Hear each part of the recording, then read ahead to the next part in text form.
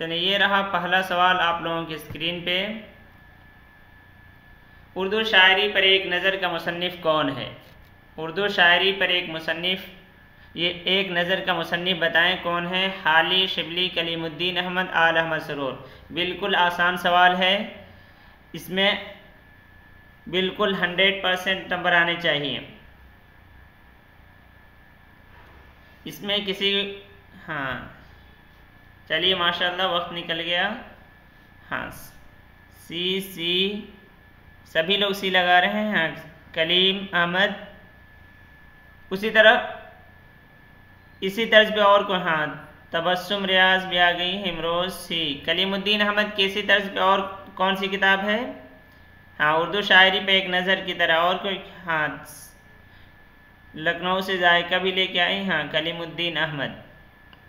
सी सभी लगा रहे हैं, तो सभी का दुरुस्त है 100%। चलें आगे देखते हैं। तो उर्दू शायरी पर एक नज़र कलीमुद्दीन अहमद की है और उर्दू तनकीद पर भी है। चलें फरहीन, अच्छी बात है, वक्त पे ही है। तो उर्दू शायरी पर एक नज़र भी इन्हीं की है और उर्दू तनकीद पर एक नज़र, ये दोनों किताब इन्हीं की है।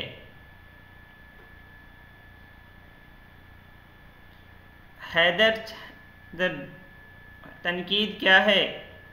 कल पढ़े थे ना, आल अहमद सरूर के। आगे हामली तनकीद भी है। सवाल नंबर 47 देखिए। सिराज औरंगाबादी जो हैं, सिराज को शायरी तर्क करने का हुक्म किसने दिया था? उस्ताद, वालिद, मुर्शिद, दुर्वेश। उर्दू तनकीद पर एक नज़र, बिल्कुल शुमैला शाहीन, बिल्कुल दुरुस्त हैं। हाँ सवाल नंबर 47, सवाल नंबर लिखकर ही जवाब दिया करें। किसके कहने से ये शायरी तर्क कर दिए थे, छोड़ दिए थे? हाँ 47 का वालिद आ रहा है जुल्फ़िकार भाई। मुर्शिद, हाँ जायका दुरुस्त है। बी वालिद और मुर्शिद। वालिद और मुर्शिद में आप लोगों को कन्फ्यूज़न, वालिद का ज़्यादा ही है। चलें फिर देख लेते हैं कि वालिद कहे हैं या मुर्शिद। सिर्फ एक जवाब है मुर्शिद का, सभी लोग वालिद लगा रहे हैं। तो जवाब इसका है मुर्शिद, यानी अक्सर लोगों को मालूम नहीं, इसलिए देखिए। सिराज ने सुखन के हर सिंफ में तबाज़माई की। उर्दू का एक ज़ख़ीम कुल्लियात, फ़ारसी असातिज़ा के कलाम का इंतखाब और एक मसनवी बस्तान ख़याल उनकी यादगार है। आप एक हिंदुस्तानी सूफ़ी शायर थे। सिराज 1734 में 20 साल की उम्र में हज़रत शाह अब्दुर्रहमान चिश्ती से बैत किए थे। उसी ज़माने में उन्होंने उर्दू में शेरगोई का आगाज़ किया था। सन 1740 के बाद उन्होंने अपने मुर्शिद के हुक्म पर शायरी को खैराबाद कह दिया। यानी आप लोगों में से अक्सर क्या है, जवाब दुरुस्त नहीं है। चलिए सवाल नंबर 48 देखिए। गुज़र मेरा तेरे कूचे में गो नहीं न सही, मेरे ख्याल में तू लाख बार गुज़रे है। कोई नहीं, चलें आगे। गुज़र मेरा तेरे कूचे में गो नहीं न सही, मेरे ख्याल में तू लाख बार गुज़रे है। बिल्कुल मुर्शिद। ये किसका शेर है? मीर दर्द सौदा। हाँ हैदर साहब। हाँ 2-3 लोग मुर्शिद बताए थे, हैदर और जायका और शायद 1-2 और बताए थे। कोई नहीं, होता रहता है। 48 का मीर कह रहे हैं तबस्सुम रियाज। और भी लोग बताएं। सौदा कौन है? जायका। आप लोग लिखते भी रहें किनका कितना सही होगा, आखिर में बताइएगा कि किनका पूरा मुकम्मल कितना होता है। 15 में से 14 किन का सही होगा, आखिर में बताइएगा। ये सवाल देखिए, इसका जवाब है सौदा। मीर नहीं है, तो जो भी मीर लगाए हैं वो अपने आप को गलत समझें। सौदा दुरुस्त जवाब है। अगला सवाल देखिए, सवाल नंबर 49। नातिया कसीदा गो की हैसियत से, नातिया उसके बाद आगे है कसीदा गो की हैसियत से किस शायर को ज़्यादा शोहरत हासिल हुई? गालिब, मोमिन, अमीर मीनाई, या मोहसिन काकोरवी? हाँ, सौदा शमैला शाहीन। अब सवाल नंबर 49 पे आप लोग आइए। नातिया कसीदा गो की हैसियत से किस शायर को ज़्यादा शोहरत हासिल हुई? सवाल नंबर लिखकर फरहीन लिखें। मोहसिन काकोरवी, इरम भी, तबस्सुम, इरम लग रहा है इस सवाल में आई। कोई नहीं, आसिफ अली, मोहसिन काकोरवी। हाँ, सभी का दुरुस्त जवाब है मोहसिन काकोरवी ही है। इनके उस्ताद हैं अमीर मीनाई। हाँ, ये 100% दुरुस्त लगाए हैं सभी लोग। चलिए अगले सवाल की तरफ। ये भी 100% दुरुस्त होना चाहिए, सभी का दुरुस्त होना चाहिए। मिर्ज़ा शौक लखनवी का असल नाम क्या है? ये बिल्कुल आसान सवाल है, ये सभी का दुरुस्त होना चाहिए। 50 बिल्कुल सबका दुरुस्त होना चाहिए। ये 50 का एक। हाँ, मुझे नहीं लगता कि इसमें भी कोई गलती करेंगे। हाँ, बिल्कुल सभी 50 का ए लगा रहे हैं। तसद्दुक हुसैन। चलिए सवाल नंबर हाँ, तसद्दुक है। सवाल नंबर 51 की तरफ चलते हैं। इनमें श्री कृष्ण पर सबसे ज़्यादा नज़में किसने लिखी? श्री कृष्ण पर सबसे ज़्यादा नज़में किसने लिखी?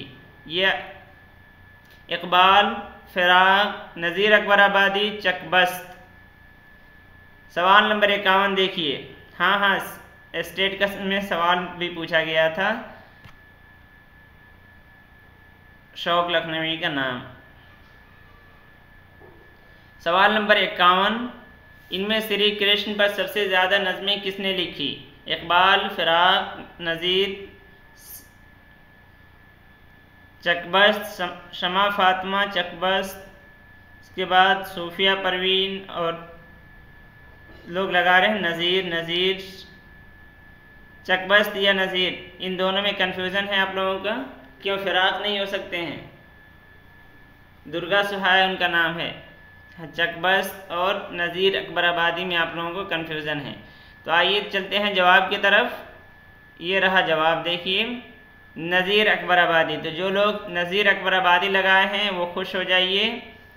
इमरोज़ चकबस्त नहीं, नज़ीर अकबराबादी हैं। और यहाँ मुराद श्री कृष्ण कन्हैया हैं। कन्हैया जब आगे आएगा तो खुद ही आप लोगों को मालूम हो जाएगा।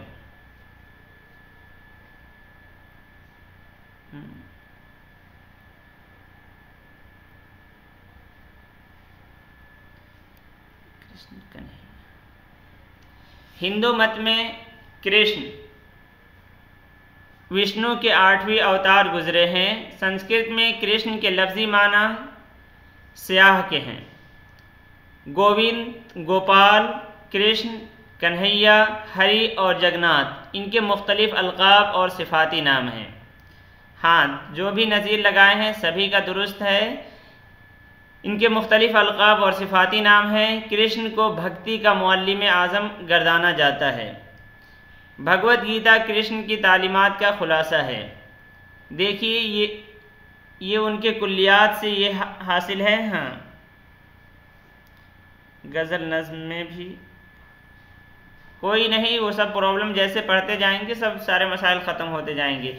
देखिए नज़ीर ने क्या लिखा है। जन्म कन्हैया जी, बालपन बांसुरी बजैया, बांसुरी लहो लैब कन्हैया, कन्हैया जी की शादी। तो ये सारी चीज़ों पे इन्होंने लिख रखा है।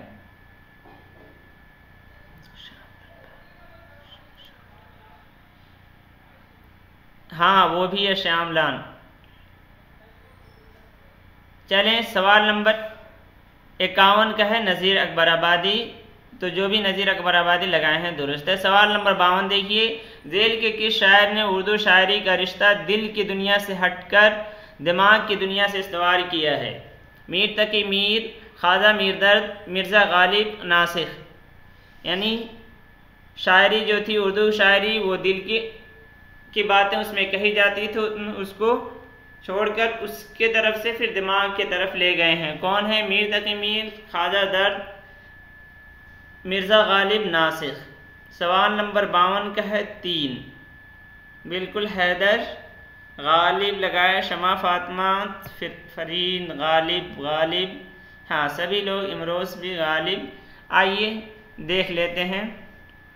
हाँ, तो जो 52 का ए मीर तकी मीर अरशद आलम ये नहीं है, गालिब हैं। आगे देखेंगे सिलेबस। हाँ शाहीन वो नहीं है, कोई नहीं, जो होना चाहिए उसमें आपको देखिए। अगला सवाल ये देख लीजिए, ये जमील जालबी के चौथी जिल्द जो है तारीख़ अदब उर्दू, उसमें है गालिब गज़ल को हुस्न व इश्क के महदूद रवायती दायरे से निकाल कर फ़िक्र व ज़हन के वसी मैदान में लाना चाहते थे। इस सतह पर उन्होंने उर्दू व फ़ारसी गज़ल को ज़हन व फ़िक्र की नई वसअतों से हमकिनार करके नई ज़िंदगी अता की, और ये उनका अहम व सदाबहार तख्लीकी कारनामा है। बिल्कुल, दिल उसका है, दिमाग उसका है, रातें उसकी हैं। बिल्कुल हैदर साहब। तो ये देखिए, यही चीज़ है जो सवाल में पूछा गया है। आगे देखिए, एक कोटेशन वहाँ पे है, उसको भी आप लोगों को याद रखना ज़रूरी है। ये आगे लिखते हैं कि गज़ल बुनियादी तौर पर रोमानी शायरी है। गालिब ने गमे जाना के साथ बल्कि उससे ज़्यादा गमे दौरा का नगमा छेड़ा। मुशाहिदे हक़ की गुफ्तगू के साथ रवायती बातें भी इस तरह की कि उनके पस मंज़र में हक़ाइक़ चमकते नज़र आने लगे। सौदा ने भी अपनी गज़ल में ये काम किया था, मगर गालिब ने जिस तौर पर और जिस तख्लीकी क़ुव्वत के साथ किया, ये उन्हीं का हिस्सा है। उनकी गज़लों में ज़िंदगी के ताल्लुक़ से ऐसे अखलाकी, मुफ़क्किराना और वाक़याती पहलू सामने आते हैं जो सारे आलम के लिए सही हैं। गालिब के यहाँ अब गज़ल महज जज्बाती सिन्फ़े सुखन नहीं रह जाती, बल्कि इंसानी नफ्सियात के तहलील का एक ऐसा वसी मैदान सामने लाती है कि आने वाली नस्ल के लिए इम्कानात के नए रास्ते खुल जाते हैं और रिवायात के रास्ते रोकने वाली दीवार अपनी जगह से हट जाती है। अगर गालिब ये काम न करते तो इकबाल भी तर्ज़ो फ़िक्र की सतह पर वो काम नहीं कर सकते थे जो उन्होंने अंजाम दिया। असल आपको यहाँ से ये कोटेशन याद रखना है। गालिब ने उर्दू गज़ल के सारे ज़िंदा असरात और उसकी रूह को अपने दामन में इस तरह समेटा कि उनकी गज़ल एक ऐसा इत्र मजमुआ बन गई जिसके रूह परवर खुशबू, जिसका मुनफरिद रंग और मिजाज सबसे अलग है। यहाँ से यहाँ तक आपको याद रखना है, ये जमील जालबी ने कह रखी है कि उनकी गज़ल एक ऐसा इत्र मजमुआ बन गई जिसकी रूह परवर खुशबू, जिसका मुनफरिद रंग और मिजाज सबसे अलग है। ये इतना ध्यान में रखें। गालिब ने तनाए गज़ल को नई वसअत से आशना करके उसे चीज़ें दिगर बना दिया। उन्होंने गज़ल को पूरी तरह अपने तसरुफ़ में लाकर दूसरों के लिए रास्ता बंद किया, बल्कि नए इम्कानात के सिरे उभर कर रास्ता खोल दिया। चलें अब अगले सवाल की तरफ चलते हैं। सवाल नंबर 53 देखिए, दिए गए कोड में निशानदेही कीजिए कि ज़ेल के किन अनासिर का ताल्लुक़ जदीदियत से है। सवाल नंबर 53 देखिए, ये देखना आपको है कि जदीदियत से किसका ताल्लुक़ है। वजूदियत, मज़दूरों की हिमायत, हकीकत निगारी या इब्हाम। जदीदियत से किसका ताल्लुक़ है। सवाल नंबर 53 आप लोग देख रहे हैं, उनमें से दो कोई है, उन दो को आपको निकालना है। पहला तीसरा, दूसरा और तीसरा, पहला और चौथा, तीसरा और चौथा।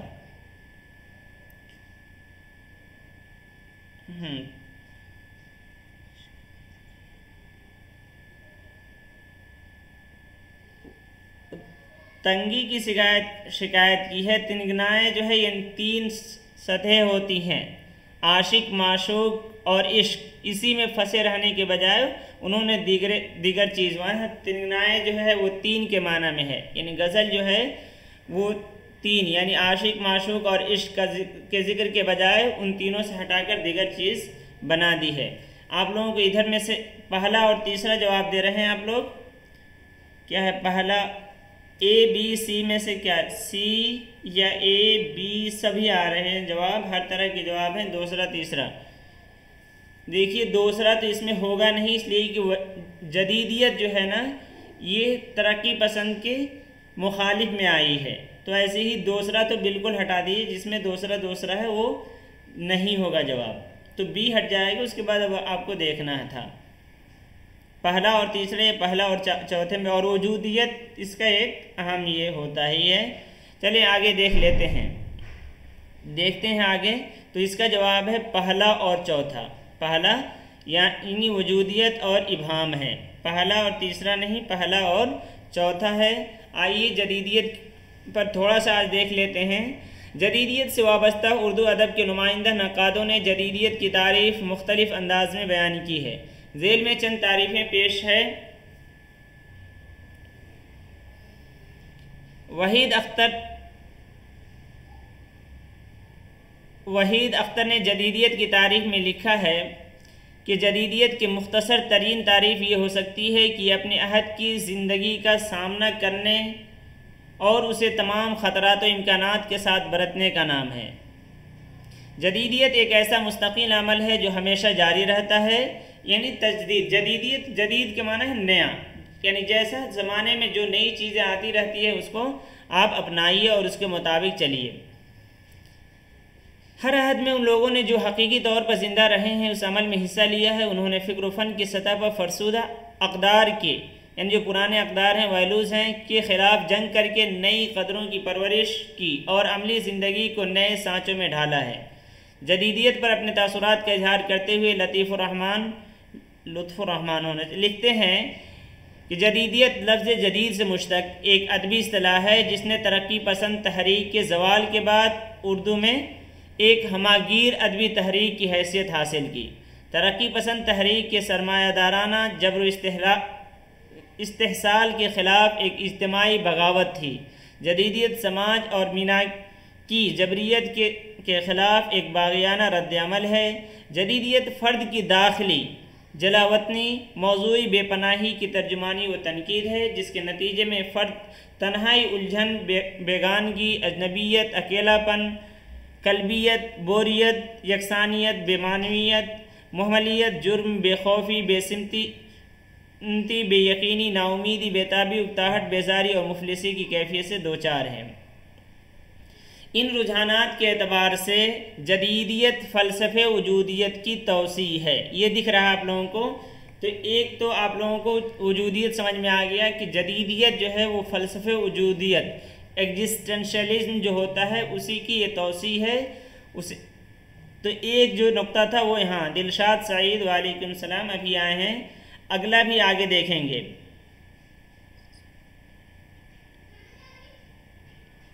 हाँ बिल्कुल माशाल्लाह, कैपिटल से लिखिए, पहला लफ्ज़ कैपिटल रखें और अल्लाह भी कैपिटल रखना चाहिए, बेहतर है।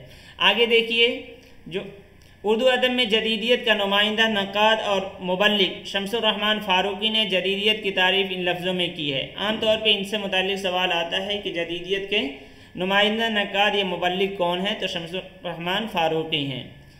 वो क्या कहते हैं, जदीदियत तमाम फ़लसफ़ों और नज़रियों के हुदूद को तोड़ने का नाम है। तो अगर ये तारीफ़ पूछी जा रही है कि जदीदियत तमाम फ़लसफ़ों और नज़रियों के हुदूद को तोड़ने का नाम जदीदियत किसने कहा है, तो आपको कहना है शम्सुर रहमान फ़ारूकी। ना वाबस्तगी ही उसकी वो खुसूसियत है जो उसे पिछले तमाम अदब से मुमताज़ करती है।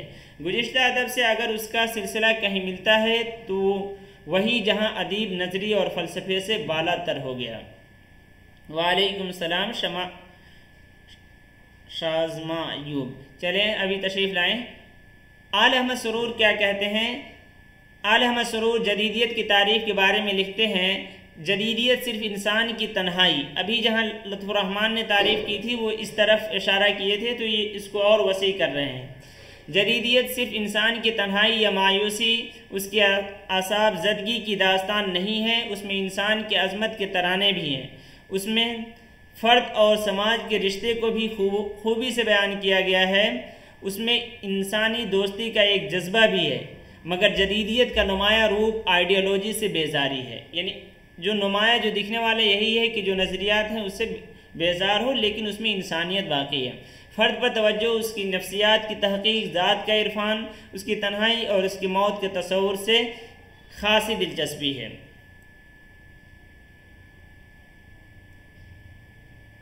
रुझान है राजेह, जिससे होता है राजेह मुरव्वजा, ये उसी से है रुझान। रुहजान नहीं, अगर कहीं लिखा होगा तो गलत है। जीम फिर हा है राजेह मुरव्वजा, जहाँ जैसे कहते हैं उसी तरह ये है। आगे देखिए, हाँ आगे हम देखते हैं उसी के बारे में, जदीदियत के ही मुताल्लिक कुछ नुकात जो आमतौर पर उसमें पाए जाते हैं उसको देख लीजिए।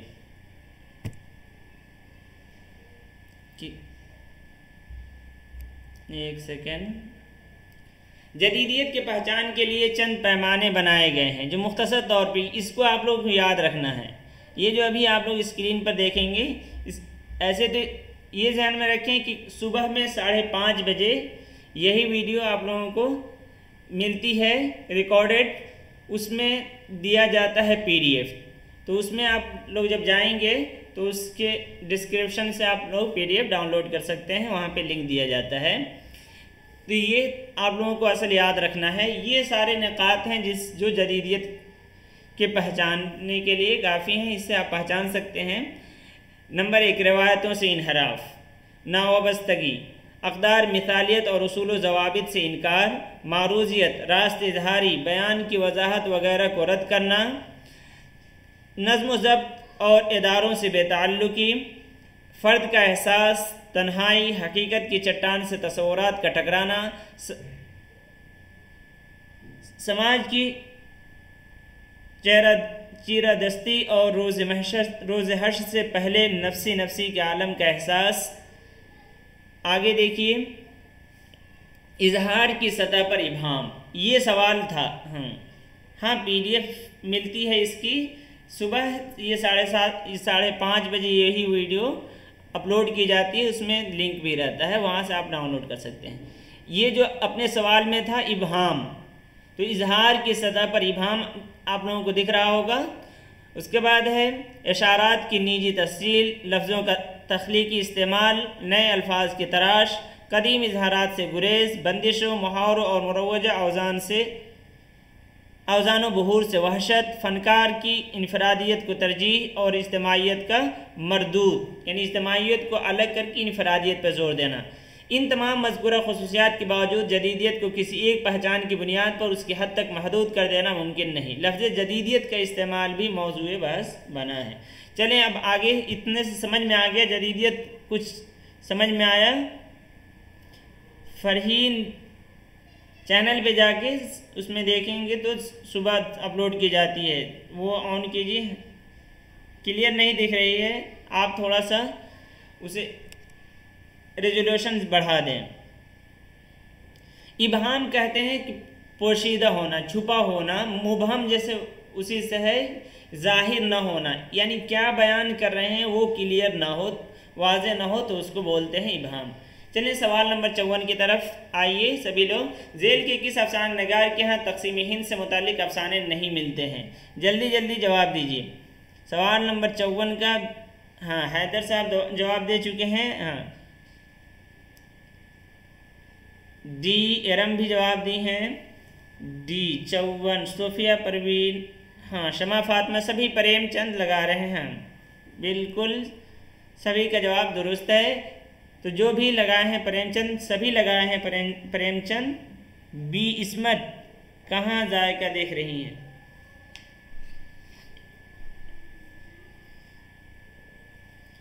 डी होगा, इस्मत नहीं होगा, इस्मत ने लिख रखा है। आगे देखिए,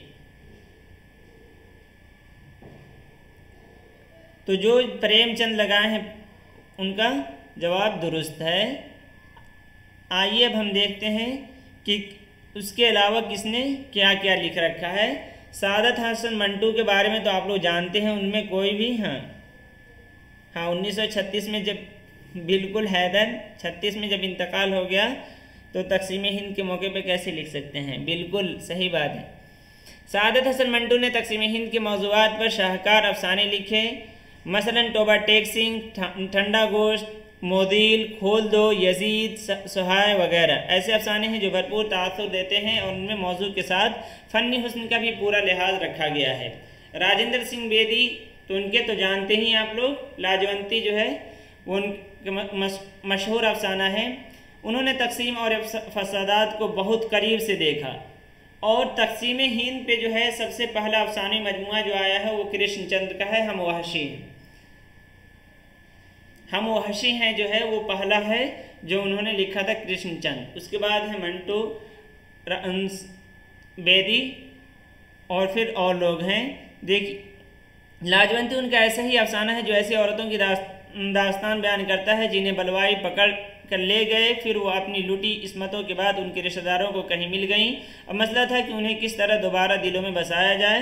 ये एक सिर्फ लाजवंती का ही अलमिया नहीं था, बल्कि ऐसी सारी नाज़नी अख्तरी और कुछ दूसरी ख़वातीन भी थीं जिन्हें समाज ने सिर्फ इसलिए कबूल नहीं किया कि वह अपनी इस्मतें लुटा कर आई थीं। इस्मत चुगताई की भी है। हाँ बिल्कुल हैदर साहब, इस्मत चुगताई के शाहकार अफसाने जो हैं जड़ें और अपना वतन। उसके अलावा भी है अजीज़ अहमद का अफसाना काली रात, हयातुल्लाह अंसारी का अफसाना शुक्रगुजार आँखें, ख्वाजा अहमद अब्बास का अफसाना कौन हूँ मैं, इंतकाम अजंता में, सुहेल अजीम आबादी का भी अफसाना है अंधेरे में एक किरण, अख्तर उरैनवी का भी अफसाना है आजकल और आज। इस तरह और लोगों का भी है आगे, लेकिन हम आप लोगों को ज़्यादा से ज़्यादा ख्वाजा अहमद अब्बास का याद रखिए और सुहेल अजीम आबादी का। शुक्रिया फ़रहीन, आप ये सब आप लोगों की मोहब्बत है। सवाल नंबर 55, मोहम्मद हुसैन आज़ाद ने कब वफ़ात पाई? ने नहीं भी रहते। मोहम्मद हुसैन आज़ाद ने कब वफ़ात पाई? 1909, 1910, 1911, 1912। सवाल नंबर 55। वालेकुम सलाम अफसारी परवीन। 1910। शमा फातिमा सबसे पहले जवाब। हाँ 1910, 1830। क्या ज़बरदस्त याद है, तारीख़ आप लोग रट रखे हैं, नौके ज़ुबां हैं, सभी चीज़ याद है, तारीख़ ही नहीं माशाल्लाह। चलें सवाल नंबर, तो ये 1910 है, जो भी 1910 लगाए हुए हैं उनका दुरुस्त जवाब है। आगे सवाल नंबर 56 देखिए, शब्बीर किस शायर का इब्तिदाई तखल्लुस था? शब्बीर जो है किस शायर का इब्तिदाई तखल्लुस है? हाँ अब सवाल नंबर लिख कर जवाब दिया करें तो वाज़े होता है। हाँ ताहिरा खानम भी हैं, चलें फरहा नाज भी आ गई। पहले से 56, सवाल नंबर 56 का 3, अभी आप लोग 10 पे ही है। हाँ 56 का 3, सी जोश। हाँ शब्बीर हसन नाम है, शब्बीर हसन शब्बीर उन्होंने अपना तखल्लुस रखा है, तो ये सभी को मालूम है। जोश मिली आबादी, चलें सभी को मालूम है माशाल्लाह। अगले सवाल को देखते हैं। सवाल नंबर 57, ये भी मुझे उम्मीद है कि सभी का दुरुस्त होगा। अश्तरो सूजन और अय्यारिस्तान को किस मुहक्किक ने तरतीब दिया है? मुझे कभी उम्मीद है कि आप लोग सभी दुरुस्त बताएंगे। सवाल नंबर 57 का 56 का सी तो हो गया, अब 57 पे आइए।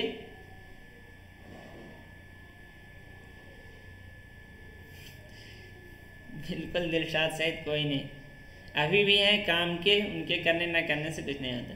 हाँ 57 के का क्या लगा रहे हैं?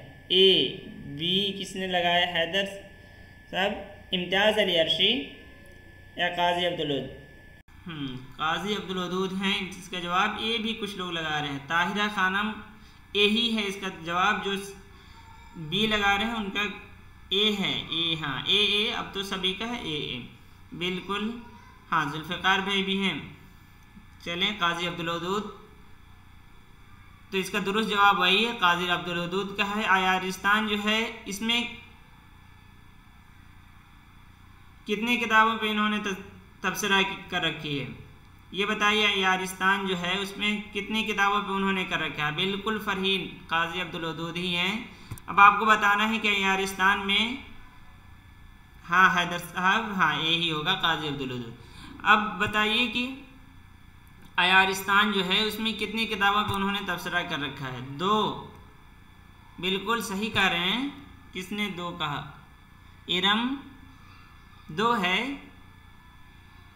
देखिए 2, 3 सूफिया परवीन 2, 4, 6 भी कहें, कोई 3 भी कह लीजिए, कोई 3 तो कहे हैं शायद, किसी ने 3 नहीं कहा।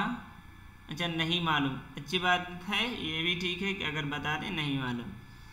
चलिए तो अब देख लेते हैं, मालूम कर लेते हैं कि कौन कौन है। अश्तर सोजन और अय्यारिस्तान काजी साहब के तबसरों के मजमूए हैं। अय्यारिस्तान में 3 किताबों पर तबसरे हैं, दीवान फ़ायज़, अब याद कर लीजिए कितने हैं, 3। हाँ 3 हैं। दीवाने फायज जिसको तरतीब दिया मसूद हसन रिजवी ने, मुरक्का शुआरा राम बाबू सक्सेना की जो है, और तीसरी किताब है ख्वाजा अहमद फारूकी की तालीफ करदा मीर तकी मीर हयात और शायरी। हाँ तो अब सभी लोग 3-3 जल्दी से बताइए, 2 को रहने दें लेकिन 3-3 सभी लोग लिख दीजिए और तीनों याद भी रखिए, दीवाने फायज, मुरक्का शायरी और मीर तकी मीर हयात और शायरी। हाँ जल्दी से 3-3 लिखें। और ये तो दोनों आपके सामने दिख रहा है, अश्तरोस्रोजन जो है और अयारिस्तान, बिल्कुल फरहीन 3 है, 3 याद रखिए। तो 2-3 ही सवाल ऐसे हैं जो आप लोगों के, हाँ दोबारा बता दें, अब तो दोबारा भी मिल गया होगा आप लोगों के पास। हाँ 3 किताबों पे तबसरा है, दीवाने फायज, मुरक्का शुआरा और मीर तकी मीर हयात और शायरी। तीसरे अभी सवाल की तरफ आइए, सवाल नंबर 58, प्राकृत का पहला अदबी रूप क्या है? 58 बिल्कुल किसी का भी गलत नहीं होना चाहिए।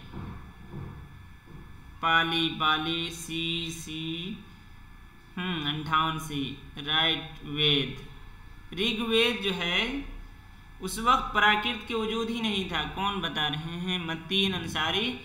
ऋग्वेद का जो ज़माना है कदीम हिंद आर्याई, उसका प्राकृत से कोई ताल्लुक नहीं है, वो तो संस्कृत है ना ऋग्वेद। पाली है, बिल्कुल जो भी पाली लगाए हुए हैं दुरुस्त है और यही होना चाहिए, एक की वजह से 100% नहीं आया। चलिए तभी 99.9 आ गया। चलिए आगे सवाल नंबर 59 देखिए, सेकेंड लास्ट सवाल है आपके सामने। इनमें सआदत हसन मंटो का अफसाना कौन सा है? अभी ये पढ़े हुए हैं, ये भी गलत नहीं होना चाहिए, अभी कुछ देर पहले ये देख चुके हैं। ऋग्वेद सबसे पुराना होता है, हाँ पुराना यानी वेदों में सबसे पुराना है, इन सबसे पुरानी लिटरेचर कही जाती है इसे। बिल्कुल हैदर साहब, कोई बात नहीं, होता है, अब सभी अपने लोग हैं। ऋग्वेद, हाँ ऋग्वेद ही होता है, लेकिन पुराना वो होता है, लेकिन प्राकृत से उसका कोई ताल्लुक नहीं है। हाँ तो 59 का क्या लगा रहे हैं आप लोग? मोजील सभी लगा रहे हैं। उसके अलावा जो ये 3 अफसाने दिख रहे हैं, ये तीनों हमारे सिलेबस में शामिल नहीं हैं, लेकिन फिर भी मुख्तसरन देख लीजिए। हाँ मोजील 100% बिल्कुल फरहीन। हाँ, इसमें फाशी का इल्ज़ाम भी लगा है, वो तो सब पे लग जाता था, इस मंटू ने लिख दिया तो ऐसे ही लग जाएगा। उसके अलावा जो अफसाने हैं 2, ओवरकोट और हम्माम में, ये दोनों गुलाम अब्बास के हैं, ये दोनों हमारे सिलेबस में शामिल नहीं हैं। और बगोले जो है ये अफसानी मजमुआ जो है नदीम अहमद कासमी का भी है और शमूएल अहमद का भी है। ठीक है, इस पर ज़्यादा फोकस करने की ज़रूरत नहीं है, लेकिन बस अब यहाँ पे ऑप्शन में है तो देख लीजिए। ऐसे मॉडल जो है वो आपको याद रखना है। सवाल नंबर 60, ये है आपका आखिरी सवाल। प्रेम पचीसी किस सिन्फ का मजमुआ है? हाँ डी बिल्कुल, मोहम्मद सलमान। अब 60 पे आइए आप लोग। प्रेम पचीसी किस सिन्फ का मजमुआ है? शायरी, ड्रामा, अफसाना, इंशाइया। ये भी मुझे नहीं लगता कि किसी की गलत हो, इतना मशहूर सवाल है। 60 का 3। हाँ किनका है ये अफसानी मजमुआ? प्रेमचंद का, बिल्कुल हैदर साहब। और अफसाने तो इस तरह के और भी हैं उनके, इसमें कितने अफसाने होंगे? 25 अफसाने, बिल्कुल सी। अफसाना प्रेमचंद के हैं, 25 अफसाने इसमें हैं, प्रेम पचीसी। और उसके अलावा भी इस तर्ज पे दूसरा नाम है उनके मजमुए का, दूसरे नाम भी हैं। हाँ प्रेमचंद के अफसानी मजमुए हैं प्रेम पचीसी। और क्या है? प्रेम 60 का सी, 25 हैं, बिल्कुल 25 हैं। और उसके अलावा हाँ बतीसी भी है, हाँ हैदर बतीसी भी हैं, बिल्कुल। हाँ प्रेम बतीसी भी है और 40 भी, बिल्कुल। ये तीनों हैं, तीनों याद रखिए। तो ऐसे ही होता है साथियों। नदीम अहमद भाई अभी आ रहे हैं, अब तो हम लोग जाएंगे तब तशरीफ़ ला रहे हैं। 7:30 बजे तशरीफ़ लाइए आप लोग। हाँ, 25वीं 32वीं 40वीं तीनों है, तो ये तीनों आप लोग ध्यान में रखिए। तो ये देख भी लीजिए ताकि नक्श हो जाए। तो अफसाने का ये मजमुआ है 25वीं 32वीं 40वीं, ये तीनों आप लोगों को याद रखना पड़ेगा। तो इस तरह ये 15 सवाल आज के मुकम्मल हुए। बताइए किनका कितना दुरुस्त है? सब है। अच्छा, 60 मिनट की क्लास फिर